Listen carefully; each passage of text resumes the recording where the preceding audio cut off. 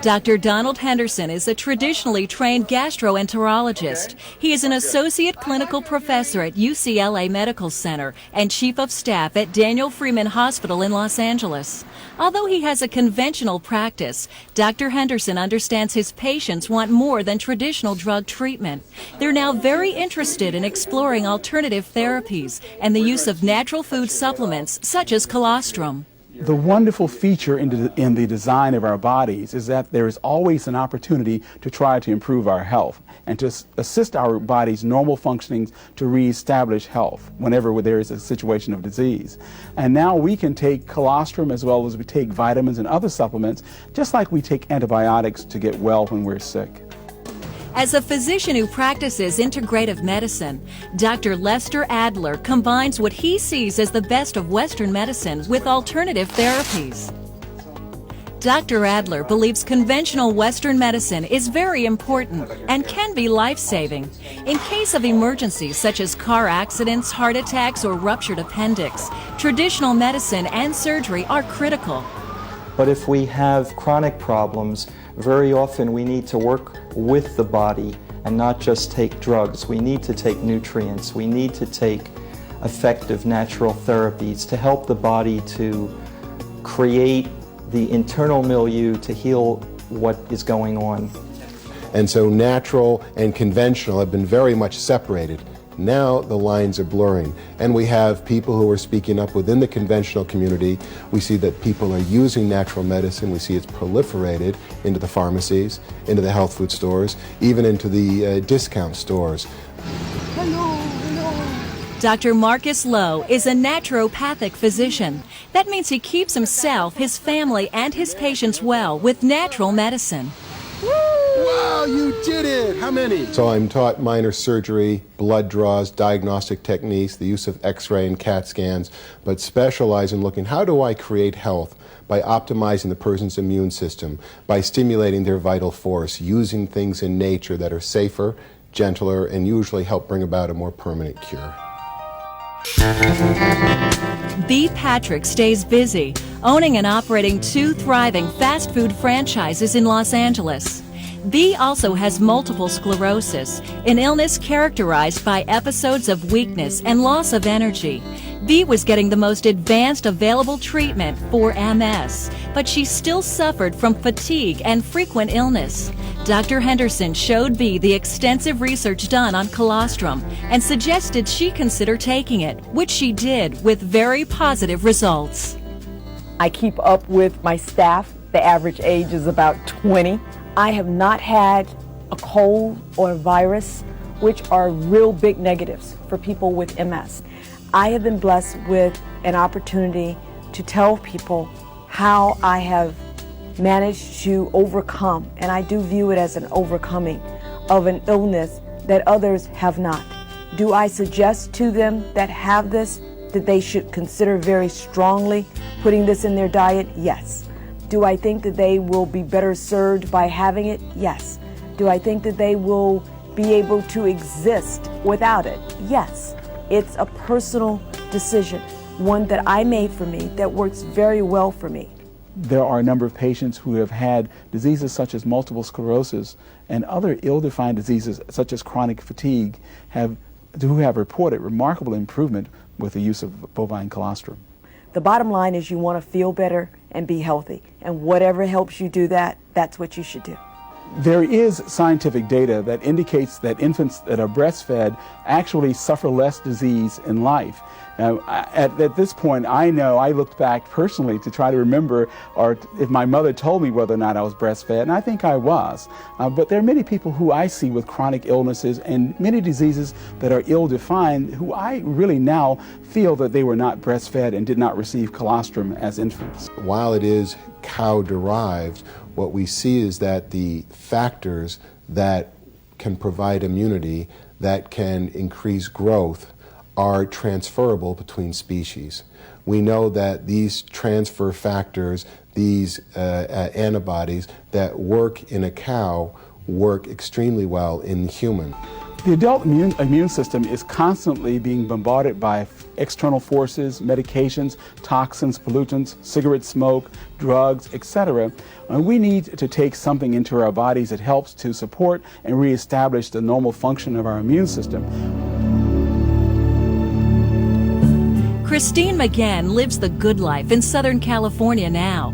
She's completely recovered from a devastating illness that began 20 years ago. She was a hairdresser at the time and was exposed to a chemical toxin which completely destroyed her immune system. And they told me I was never going to get better, and I didn't believe it. And that's how I started to investigate myself. You know, what could I do? What could we rebuild? How can I change my life? What can help? Christine had developed severe allergies and digestive problems. Her ongoing research finally led her to try colostrum. My digestion problems went away, and my allergies, I've gone. My nose wasn't running. Christine has been taking colostrum daily ever since. And not just any colostrum. Christine's experience has shown her not all colostrum is created equal. I'm not going to just go into the store and just pick anything off the shelf and go, oh yeah, it says colostrum, I'll take it. I want to know where it comes from and what care goes into the product. Mary Schnack has always been an athlete. She plays golf, basketball, tennis, and works out 3 times a week, all in addition to her busy life as a mother and head of a PR firm.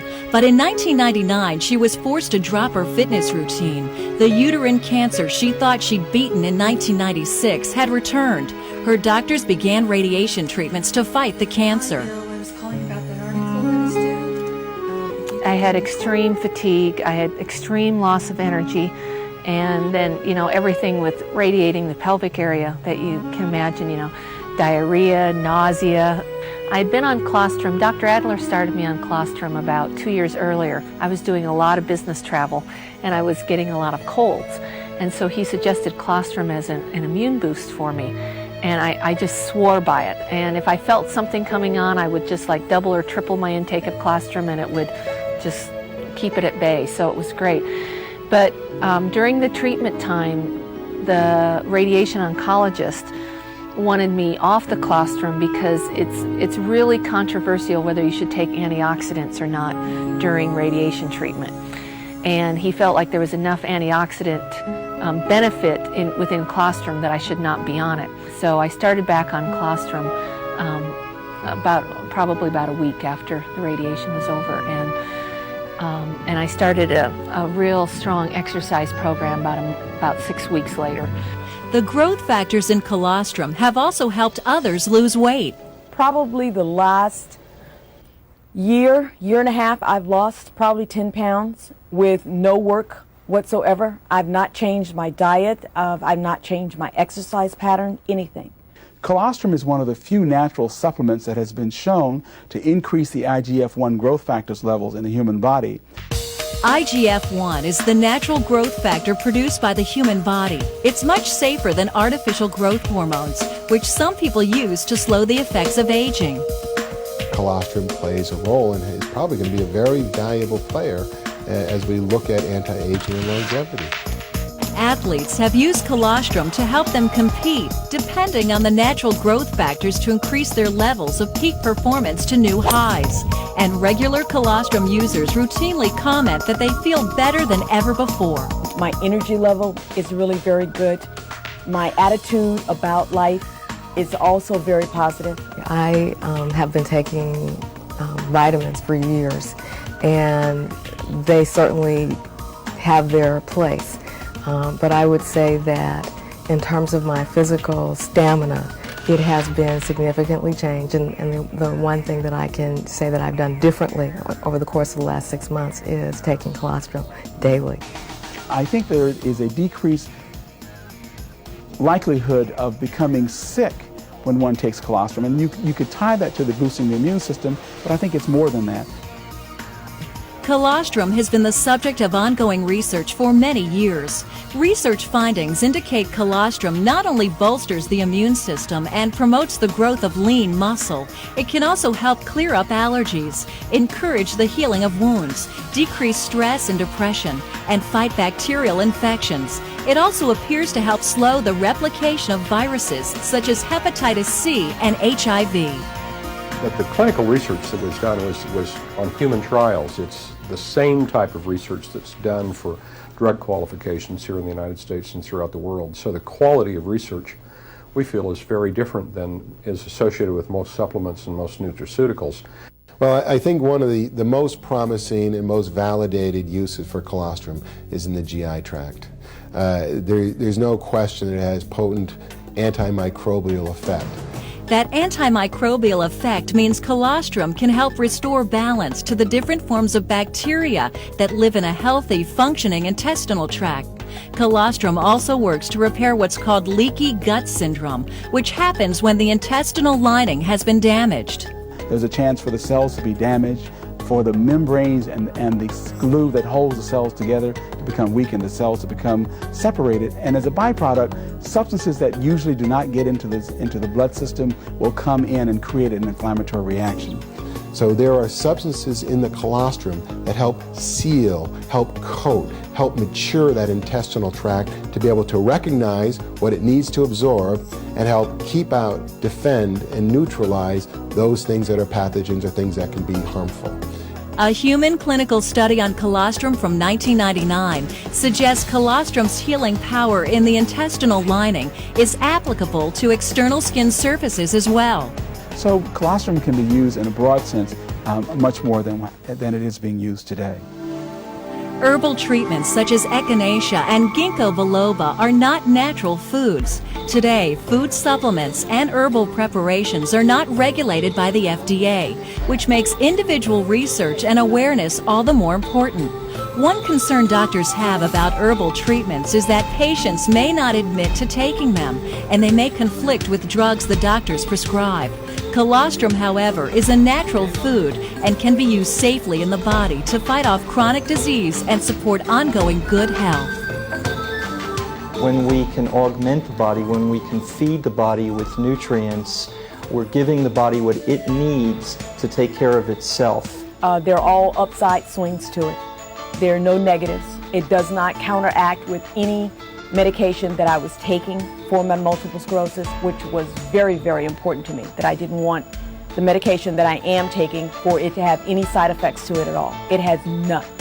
Now, it won't heal everything or everybody every time, but today it is a tremendously important food supplement that could be used to help maintain our health.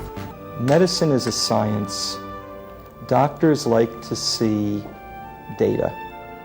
The more data we have to show the benefits of colostrum, both clinically, in practice, and on a basic science level in terms of showing its mechanisms of action, doctors will more and more be able to accept it as a therapeutic tool, just like anything else.